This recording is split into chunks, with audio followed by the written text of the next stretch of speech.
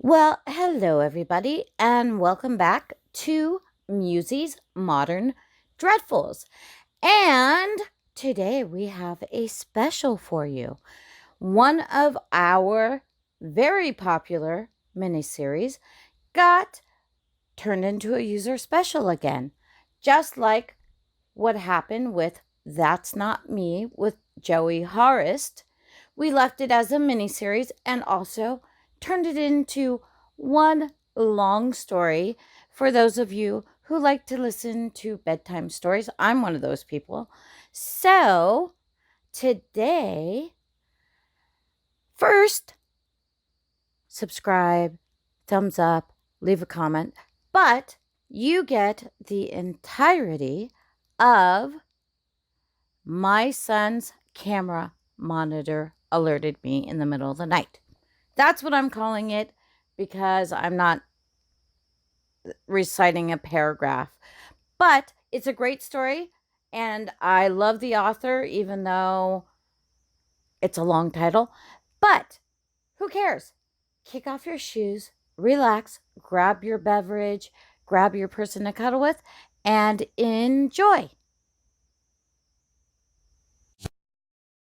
I'm a nurse, and I currently work nights. It's a total drag, but I am hopeful that I can go to days soon since some of my coworkers are planning on retirement.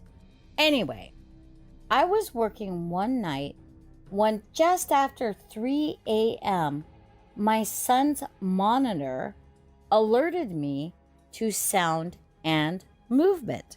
No big deal at all. He probably coughed loudly or sneezed or something. He's 3 now, so generally he sleeps all night. I bring it up on my phone and I see him and my wife sitting on the bed. Again, no big deal. He might have cried out or gotten scared or something. I was about to close the app when I noticed they were acting strange. Almost creepy. And when I say almost creepy, I mean creepy as balls. They were sitting on the bed together, both of them, just staring up at the camera with blank, emotionless stares. The night vision is black and white, so they had white, eerie looking eyes. They didn't move at all aside from their visible breathing. They just sat there staring at the camera. I close the app and give my wife a call to make sure everything is okay.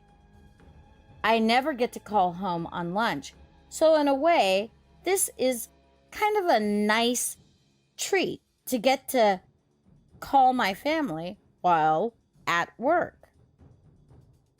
It rings a couple of times before she answers with a very groggy, hello?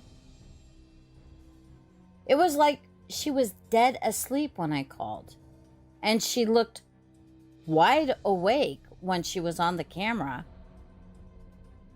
Hey, you guys okay? Huh? Yeah, Buddy. Buddy is my son's nickname, by the way. Buddy came in like 15 minutes ago. Seemed scared, so I said he could sleep with Mama tonight. I'm confused here, since I saw them in his room a minute ago.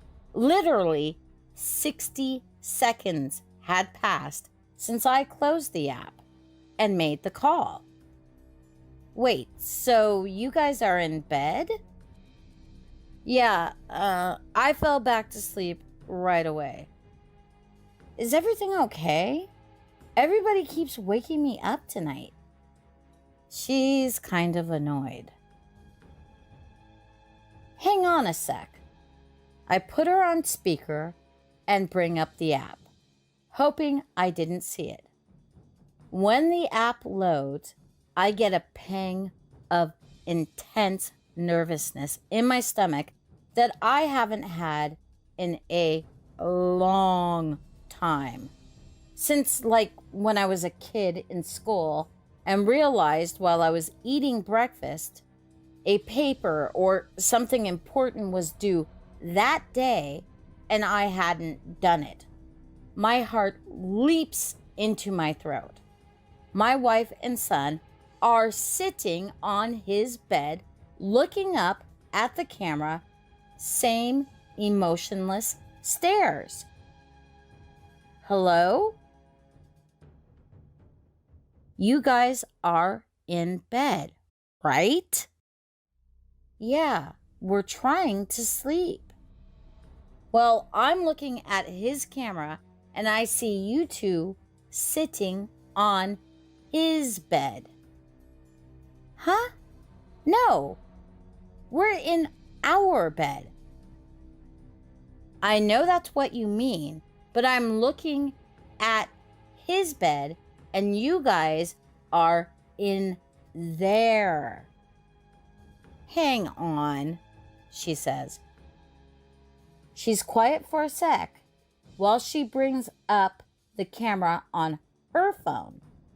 I hear this guttural, terrified gasp, like she had sucked all the air in the room into her lungs, filling them to capacity. I don't hear this kind of gasp from my wife very often, usually only when she's truly afraid, like during a jump scare in a movie, or one time when we turned her back on our son for literally a second and he was down in the street by the mailbox, inches away from the road actually. So I hear rustling of the sheets and the line goes dead. Of course, now I'm absolutely terrified myself. So I immediately call back. It goes to voicemail. So I call again. I call again and again and again with no answer. Finally, after about 4 minutes, she calls me. I tell you, that 4 minutes felt like 40 years. Hey, what's happening? I ask. She's absolutely hysterically crying. I can't understand a single word she says. Stop. Slow down for just a second, I say. She slows down enough to explain they are in a car and driving to her parents. She looked at the camera, and when she saw what was on it, she got up, grabbed our son, and rushed downstairs and out the door. Didn't even close the garage. Don't worry about it, I said. I'll drive by when I get off and close the garage. We live in a generally safe neighborhood, so I'm not too concerned that the door is up. You will not go in there, she says. Hell no, I return. Why are we on the camera? She asked. Is it a recording? I don't know, I respond. I'm going to keep watching it and see if there's anything I can tell. Do our code words with Buddy. We have code words because we're nerds. We've seen too many pod people and imposter movies, so we decided a long time ago to make code words with each other to be able to tell if one of us is an imposter or a doppelganger or what have you. We have a couple code words, but also have 3-sentence stories we recite to each other, each saying a different part in turn with each other. I hear her on the phone saying the things we taught our son. He giggles as he says them. He does that every time we practice, since he thinks they're a joke and doesn't have any idea of the real meaning. We're both convinced he's our son. My wife then says our part, and I'm convinced she's her. We made up these words as a complete joke to ourselves. I never once in my life ever imagined we'd actually need them. Unreal. You will not go in there, she says. Hell no, I return. Why are we on the camera? She asked. Is it a recording? I don't know, I return. I'm gonna keep watching it and see if there's anything at all I can tell. Do our code words with Buddy. We have code words because, well, we're nerds. We've seen too many pod people and imposter type movies, so we decided a long time ago to make code words with each other to be able to tell if one of us was an imposter or a doppelganger or whatever.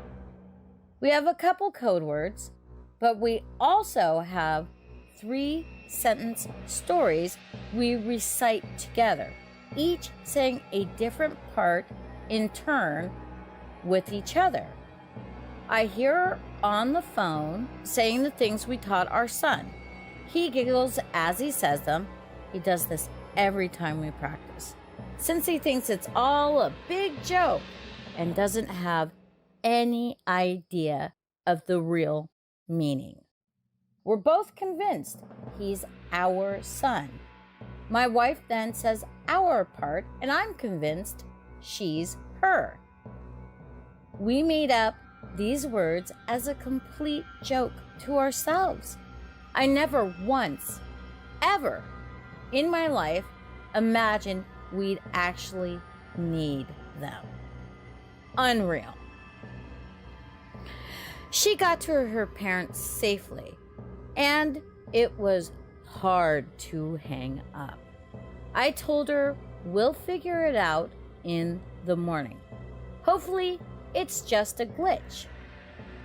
She said she didn't think it was a glitch because when she was running out, she had to run by our son's room and the door was open. There's a little flashing light on the back of the camera that indicates it's still connected to the internet. It gives off just enough light that when she ran by, she thought she saw out of the corner of her eye a shadowy outline of what could have been an adult sitting on our son's bed. It sends chills down my spine to think about. Knowing they were safe and out of the house is the only thing that kept me at work that night. It was a long 4 hours. But I kept checking the camera every chance I got. Sure enough, they were still sitting on the bed, staring up at the camera with emotionless gazes. I studied them to see if I could see any pattern, from their breathing to their blinking. Their breathing was steady and looked normal. It was their blinking that would tell me if this was just some kind of bizarre, time-looped freak accident video or not.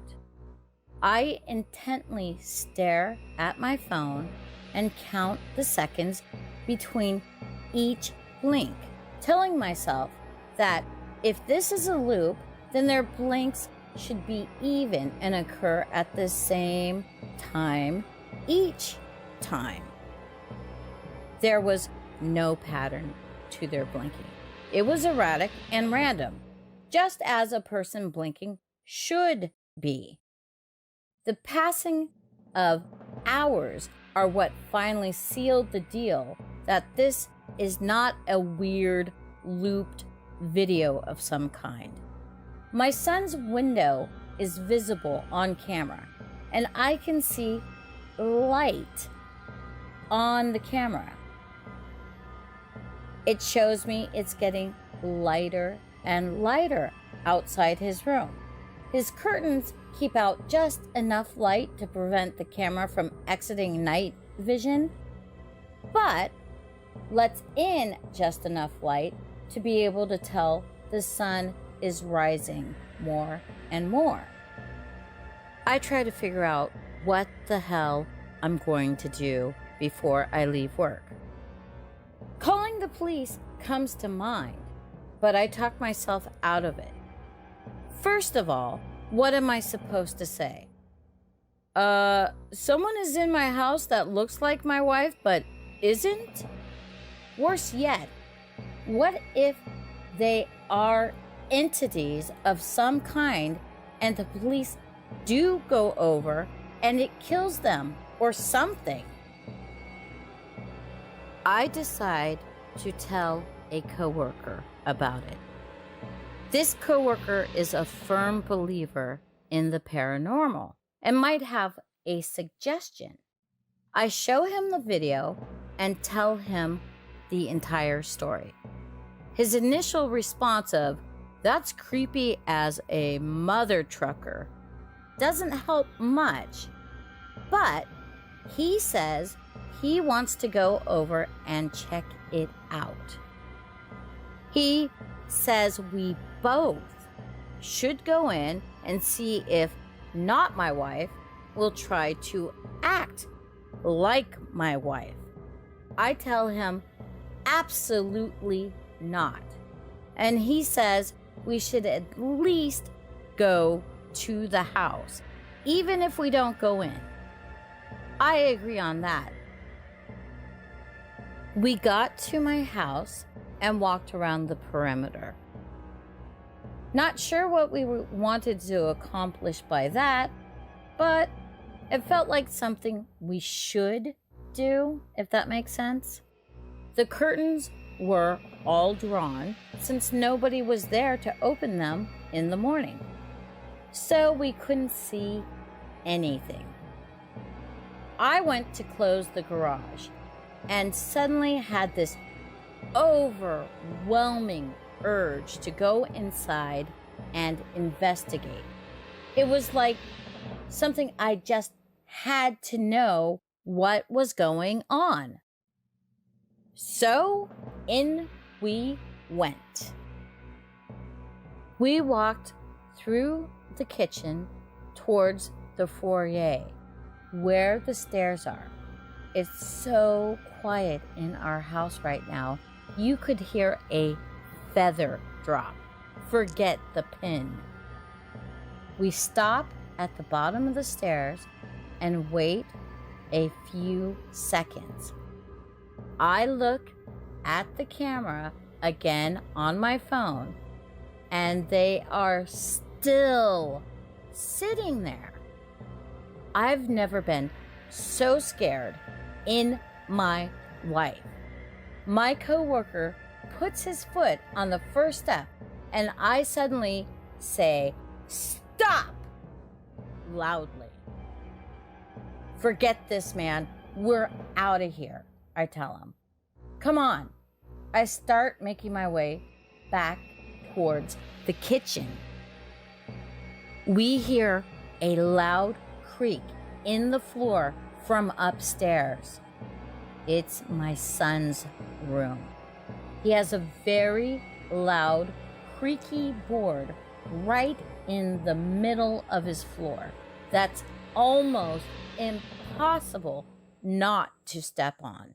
My wife and I are still deciding if we ever want to fix it because it will alert us if he's ever up to no good when he gets older or trying to sneak out or something. Come on, come on, come on! I yell as I motion for him to move his ass. We're out of the house in about 2 seconds. Out on the street, I check my phone. Now, only not my son was sitting on the bed. Same blank stare. Not my wife was gone. Holy shit, my coworker says. That was stupid as balls of us. Do not tell my wife we went inside, okay? She would be so danged mad if she found out what we just did. I used my garage door opener in my car to close the door. Before we leave, I look at the camera again. Not my wife is back on the bed with not my son, both staring blankly up at the camera, blinking every few seconds. That was all about 4 days ago now. Not my wife and not my son are still sitting on the bed staring up at the camera. They haven't moved a millimeter. We obviously have not gone back to our house. What do we do? I'm sorry it's taken so long. It's been an emotional month. I felt like I'm losing my mind or already lost it. I've been in the hospital for 3 weeks. You'll remember I left off at my wife's parents' house, not sure what the hell to do. My wife and I argued about it. My in-laws said, call the priest. I told my wife, we're calling the cops, and that's it. The day we finally called the cops would be day 6. Not my family was still sitting on the God-forsaken bed staring at the camera. I told the dispatcher there were intruders in my house, leaving out the part where they looked exactly like my family. I told her we were out of the house, but I would meet the police there. She dispatched 2 units. My wife begged me not to go. I told her I had to be there. I had a foolproof plan. I would take her mom's iPhone and FaceTime with my wife while showing the police the camera on my phone. They would see that this is a screwed up situation and hopefully proceed with caution. My coworker friend said he would come with me as well. My friend and I beat the cops to my house. Like most of you mentioned in the comments previously, I was packing heat. I have a concealed carry, so I had my 1911 .45 caliber on me. I was not concerned this would bother the cops, as I was going to inform them of my permit and that I was currently carrying. What I wasn't going to tell them was that I had my father-in-law's AR-15 in my trunk. It's almost funny how many of you mentioned that that was the way to go in my previous entry. I didn't plan on telling the cops about it because I was not planning on needing it. I mean, they would come armed and prepared themselves. They showed up, and I let them know I was armed and then enacted my plan. I initially told them the story. They looked at each other like I was crazy, and they didn't believe me. I FaceTimed my wife so they could see she was, in fact, not in the house, despite what our camera was showing. They still didn't seem to believe me, but this did pique their interest. I hung up with my wife and told her I'd call her back as soon as we knew something. So now we're sure this isn't a recording? An officer stated, repeating what I said. It's not. The daylight cycle has changed every day. Their blinking is erratic and not the same one over and over. It's not like a looped video on repeat, in other words. I know it's a stupid question, but your wife isn't a twin, the other officer asked. I told him, no. My friend spoke up. I have an idea. Turn the volume up. I'll go throw a pebble at the window. He went around the back while I turned up the volume to the max. Okay, I'm tossing. We heard the light tick sound from outside, but 1 second delay on the camera came in loud and clear through my phone.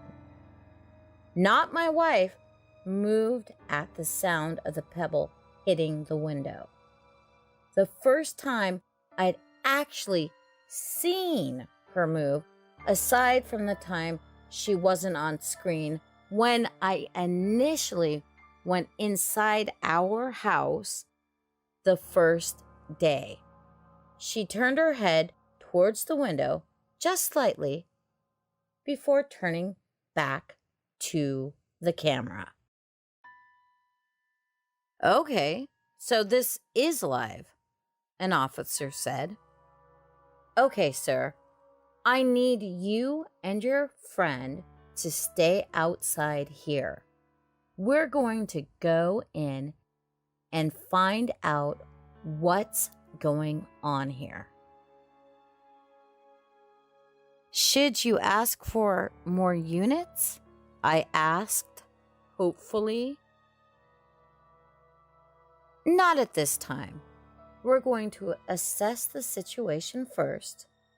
They don't appear to be armed, but we're going to be cautious. Don't you worry. I have an idea. Turn the volume up. I'll go throw a pebble at the window. He went around back while I turned up the volume to the max. Okay, I'm tossing it. We heard the light tick sound from outside, but the 1 second delay on the camera came in loud and clear through my phone. Not my wife moved at the sound of the pebble hitting the window. The first time I'd actually seen her move, aside from the time she wasn't on screen when I initially went inside our house the first day. She turned her head towards the window just slightly before turning back to the camera. Okay, so this is live, an officer said.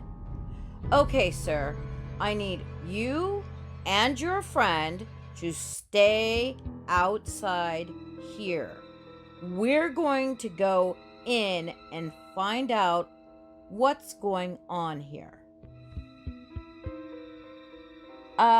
Should you ask for more units? I asked hopefully. Not at this time. We're going to assess the situation first. They don't appear to be armed, but we're going to be cautious. I opened the garage for them, and they made their way towards my kitchen door. They radioed dispatch that they were headed in and to stand by. They disappeared into my house. A few seconds after they went in, the camera went out. I wanted to vomit, and I felt like if I put my fingers in my mouth, I'd be able to feel my heart, since it had leapt so far into my throat. Shit! I yelled to my friend. I immediately popped the trunk and got my rifle out and ran into the garage, my friend right behind me. We got inside just in time to hear a low, guttural howl from upstairs, demonic sounding almost, along with raised voices from the police, like panicked voices. There were several shots. Need backup! Shots fired! He was cut off. Oh my God, my friend howled. He was scared out of his mind. But so was I. Damn it! Damn it! Damn it! I knew it! That's all I could think. And I said it as I was running up the stairs. My son's room is the first one you come to after getting upstairs. So his wall is also what you see as you walk up the stairs. As I reached the top, I laid into the wall with my rifle. It has a 30-round magazine, but I felt like I fired 100 shots. I fired all over the place, knowing full well the ammo would go through the wall like it was paper, concentrating on where my son's bed would be, but also near the door and towards the floor as well, in case whatever these things were thought to duck. We heard shrieks of pain coming from the room. Then we heard nothing. My friend and I paused for a minute before deciding to go in because the camera was still out. We heard a whimpering coming from the room. There was a dead cop in the hallway we had to step over. It was awful, and I'll never be able to unsee it. His head was several feet away from his body, in the threshold of our guest room. We found the other cop in my son's room, right inside the doorway. He had several large holes in his torso, as if he'd been impaled. Exactly what I was afraid would happen had happened. I called the cops, and whatever these things were, killed them. When we entered the room, we found the source of the whimpering was not my wife. She was laying on her back on the floor, holding her torso that was bullet ridden and breathing heavy. The scene was awful. I can hardly put into words how awful it was. I know now, just like I did then, they weren't my family. It shouldn't have been hard. I should have been able to just go in and finish it. But instead, I fell to my knees. Not my wife, begged for her life.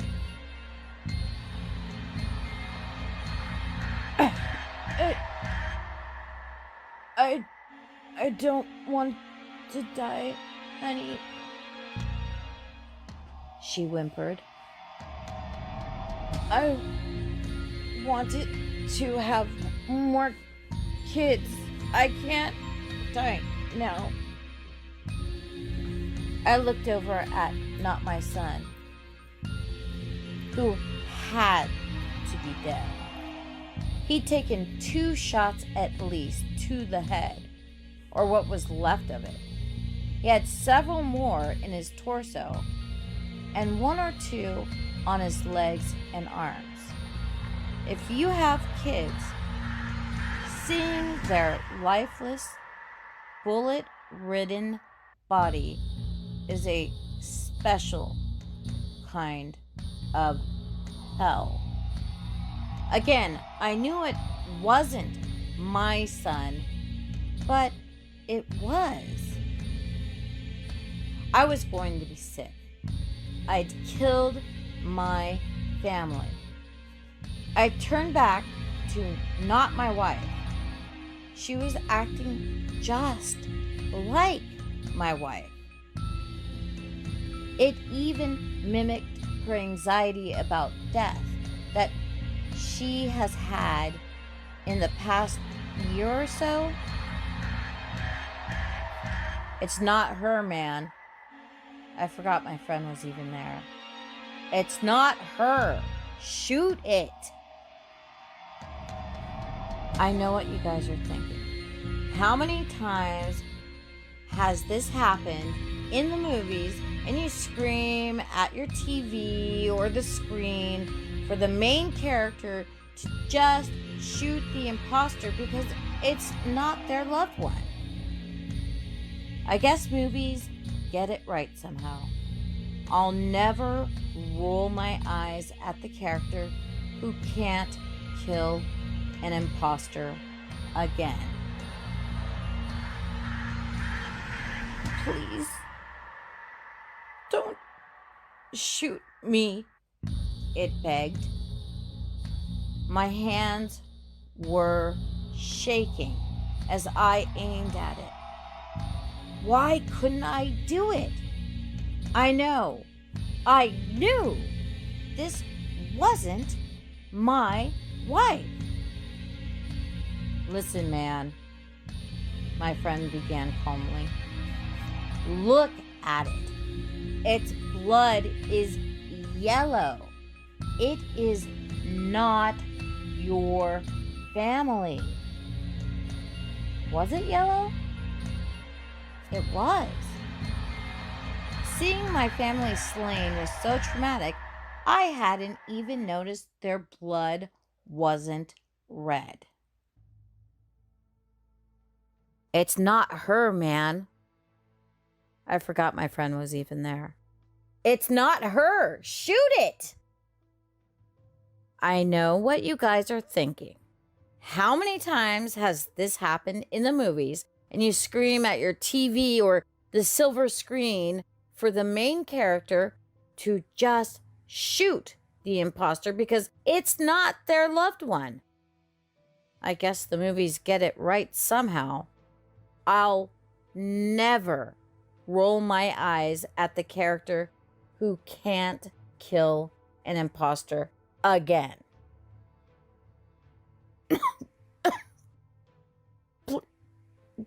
Please don't shoot me, it begged.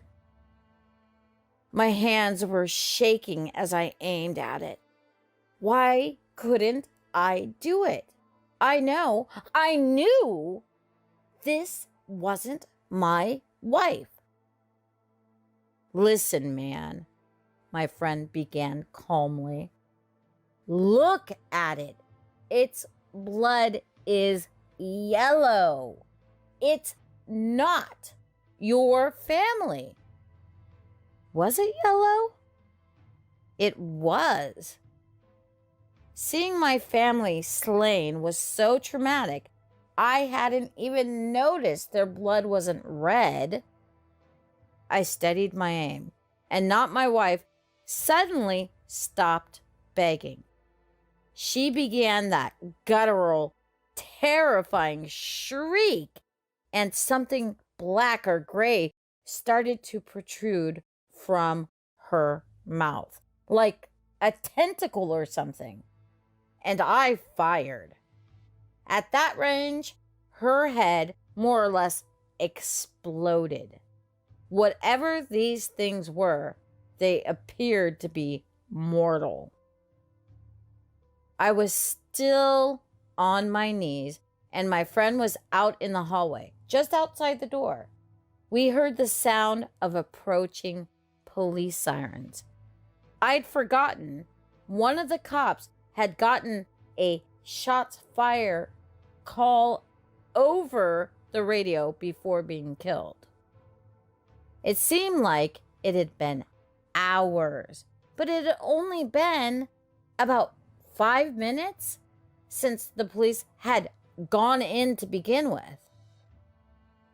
My friend went downstairs to let the police know what to expect. I stood up and slowly made my way into the hallway.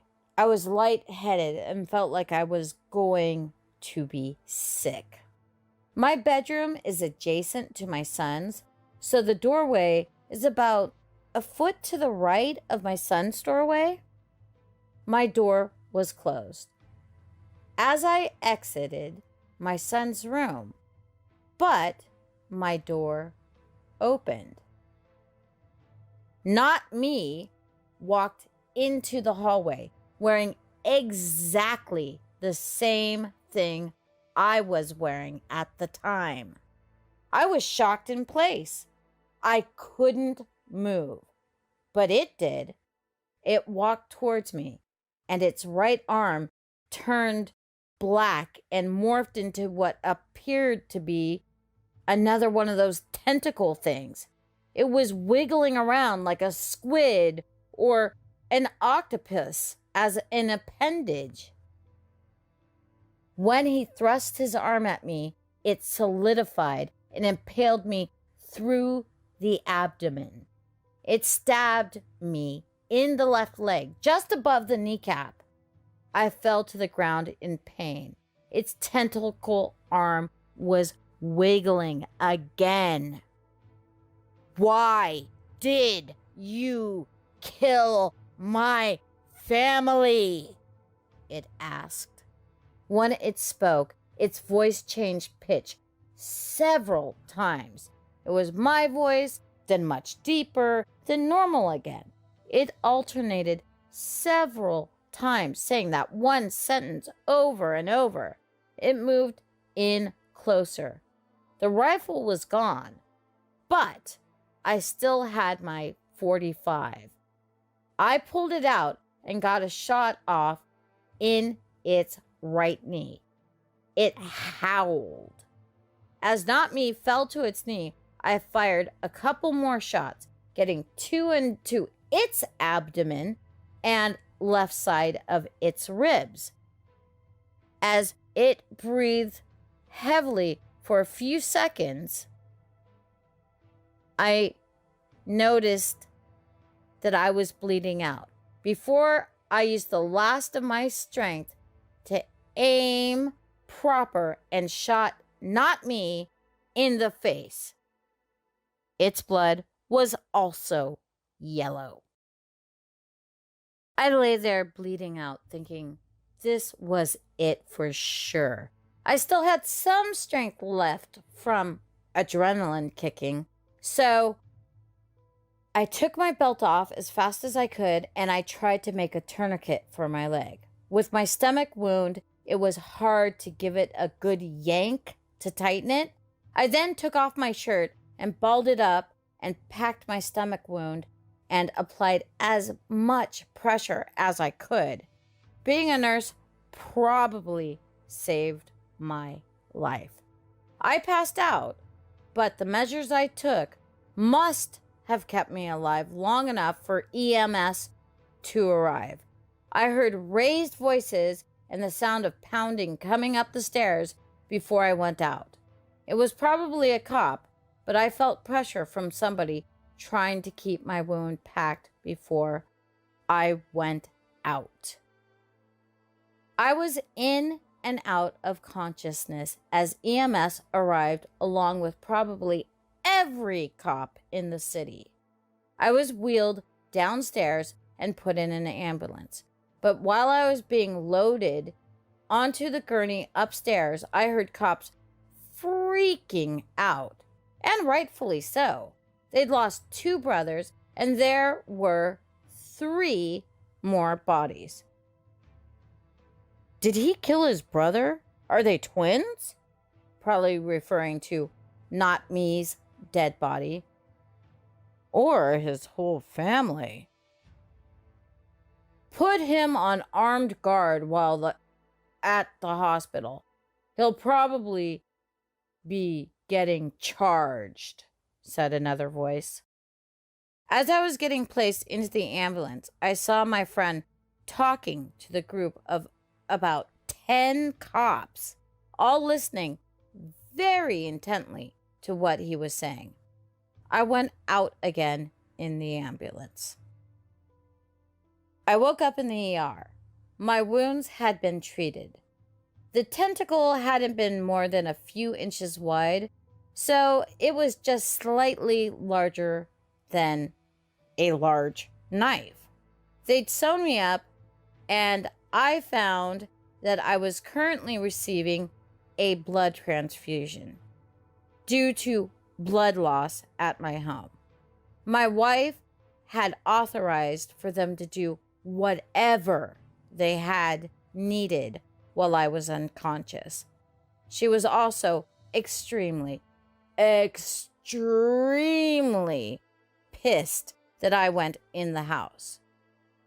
We're okay now, but that's a story for another day. I was in the hospital for 3 weeks since I ended up getting an infection and almost went septic. I needed quite a few antibiotics. For the entire 3 weeks, I had cops in my room with questions. After about a week, they released me and no longer had me under armed guards. I told them absolutely everything, not caring if it made sense or if they thought I was crazy.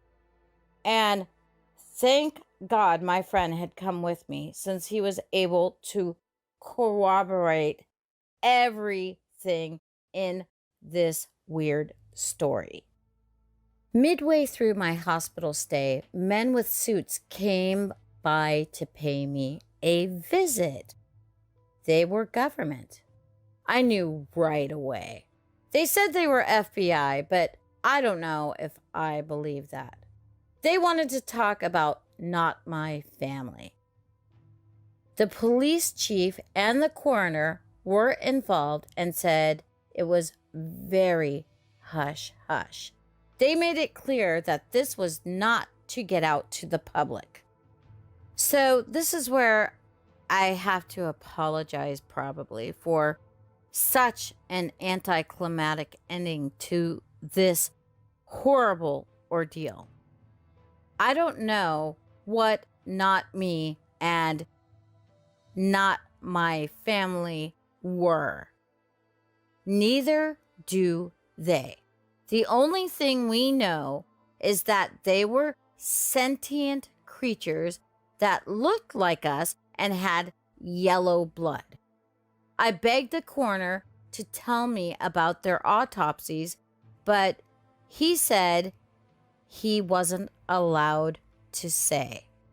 He must have felt bad for me, since I received a bouquet of flowers a couple days later.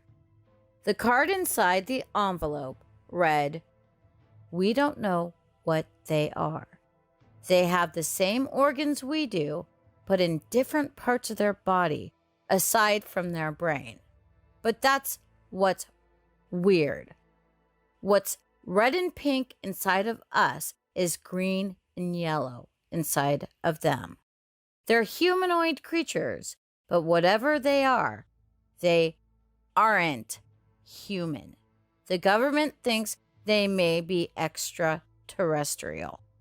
Destroy this letter ASAP." We had our house professionally cleaned for free. It was almost surely a government team, since they contacted us on behalf of the police.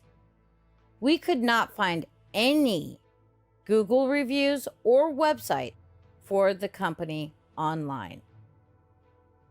My wife and I are not going back to our house. We would love to burn it down, but there's no way to do that and avoid suspicion of arson at this point. We'll end up taking a huge loss on the property, since everyone in our neighborhood knows there was an incident involving multiple deaths in the house, but don't know what exactly happened. It'll be hard to sell, but eventually it will. We're going to move on from here. I told everyone at work it was a home invasion, and they bought it.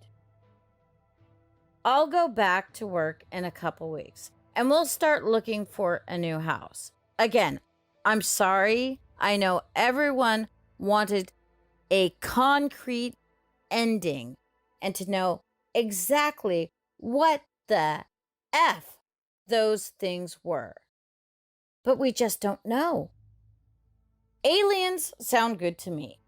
I've been thinking if they were supernatural or actually demons, gunfire wouldn't have been able to kill them. It's hard to say if they really were aliens. And if they were, why did they just sit there and creep in our house for a week? They didn't even try to take over our lives. It's hard to wrap my head around this. If it is aliens, keep your eyes peeled out there. There could be more of them.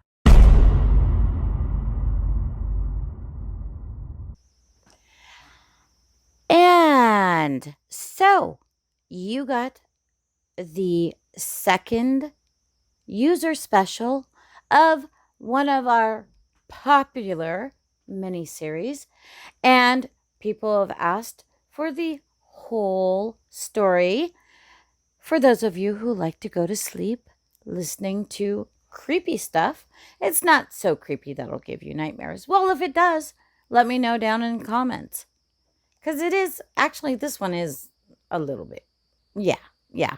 Especially if you have kids or planning a getting kids or having kids or you're pregnant. Anyway, come back very soon. We look forward to seeing you.